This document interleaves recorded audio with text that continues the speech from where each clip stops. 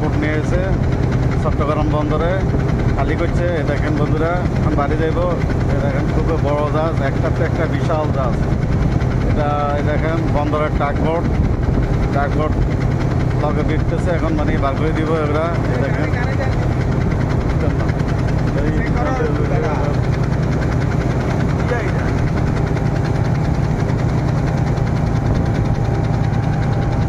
কেমন আছেন সবাই?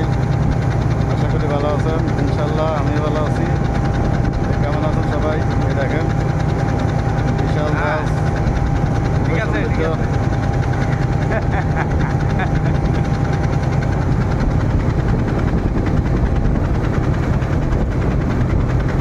রামদাদা